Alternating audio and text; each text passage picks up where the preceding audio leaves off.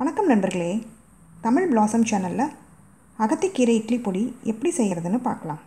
அதற்கு தேவையான பொருட்கள்: அகத்திக்கீரை ஒரு கட்டு காய வச்சு எடுத்திருக்கேன், பெருங்காயத்தூள் 1/2 டீஸ்பூன், 1 டேபிள் ஸ்பூன் கடலைப்பருப்பு, 1/4 டீஸ்பூன் மஞ்சத்தூள், ராக் சால்ட்டு தேவையான அளவு, 4 வரமிளகா, 5 பூண்டு பல், வறுக்காத வேர்க்கடலை 1/4 கப் கருப்புளுந்து, 1/2 டீஸ்பூன் ஜீரகம், 1 டீஸ்பூன் மிளகு. இதெல்லாம் தனித்தனியாக வறுத்து எடுத்துக்கலாம்.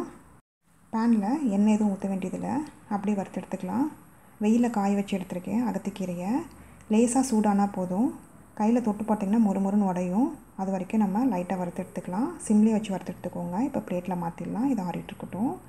அதே பேனில் கருப்புளுந்தை வறுத்துக்கலாம். சிம்லேயே வச்சு கைவிடாமல் கிளறிக்கிட்டே இருங்க. வாசனை வர வரைக்கும் வறுத்துக்கலாம். கறிக்கிறாதீங்க. பாருங்கள், வாசனை வந்துருச்சு. இப்போது பிளேட்டில் மாற்றிக்கலாம். இதுவும் ஆறிட்டுருக்கட்டும். அதே பேனில் கடலைப்பருப்பை போட்டு வறுத்துக்கலாம். சிம்லேயே வச்சு வறுத்துக்கலாம். கலர் மாறுற வரைக்கும் நம்ம வறுத்துக்கலாம். ஆனால் கறிக்கிறாதீங்க.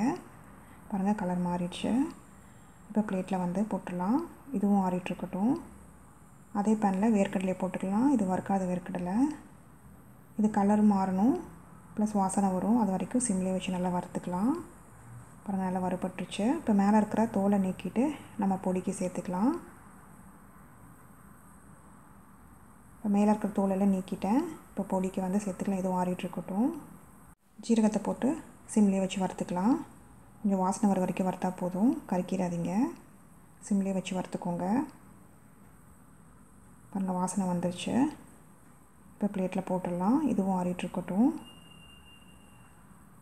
மிளகையும் போட்டு வறுத்துக்கலாம். சிம்லேயே வச்சு வறுத்துக்கலாம். கொஞ்சம் சூடானா போதும். மிளகு நல்லா சூடாயிடுச்சு. இப்போது பிளேட்டில் போட்டுக்கலாம். இதுவும் ஆறிட்டுருக்கட்டும். அதே பேனில் பெருங்காயத்தூள், வரமிளகா, மஞ்சத்தூள், உப்பு சேர்த்துக்கலாம். ராக் சால்ட்டுக்கு பதிலாக நீங்கள் கல்லுப்பு கூட சேர்த்து வறுத்துக்கலாம். அதில் ஈரப்பதம் இருக்கனால தான் நம்ம உப்பையும் சேர்த்து வறுக்கிறோம். சிம்லேயே வச்சு வறுத்துக்கலாம். அப்புறம் நல்லா வறுபட்டுருச்சு. இப்போ பிளேட்டில் போட்டுடலாம். எல்லாம் ஆறிட்டுருக்கட்டும். அதே பேனில் கொஞ்சமாக நல்லெண்ணெய் ஊற்றி பூண்டை வறுத்து எடுத்துக்கலாம். பொன்னிறமாக வரைக்கும் நல்லா வறுத்து எடுத்துக்கலாம். சிம்லி வச்சு நல்லா வறுத்துக்கோங்க. எல்லா பக்கமும் பொன்னிறமாகணும். பாருங்கள், பொன்னிறம் ஆயிடுச்சு. நம்ம இப்போ எடுத்துடலாம். இதையும் பிளேட்டில் போட்டுடலாம். ஆறிட்டுருக்கட்டும். எல்லாம் நல்லா ஆறின பிறகு நம்ம மிக்சியில் நைஸாக அரைச்சி எடுத்துக்கலாம். அகத்திக்கீரையில் கசப்புத்தன்மை ஜாஸ்தி இருக்கும். அதனால் வேர்க்கடலை, கடலைப்பருப்பு, உளுத்தம்பருப்பு ஒரு பங்கு அப்படியே ஜாஸ்தி சேர்த்து நீங்கள் அரைச்சிக்கோங்க. அப்போ கசப்புத்தன்மை சுத்தமாக இருக்காது. பாருங்கள், அரைச்சி எடுத்துட்டோம். நல்லா நைஸாக பவுடர் அரைச்சாச்சு. சுடு சாதத்தில் நல்லெண்ணெய் ஊற்றி பசைஞ்சு சாப்பிடுங்க. ரொம்ப நல்லாயிருக்கும். இட்லி தோசைக்கு ரொம்ப நல்லாயிருக்கும்.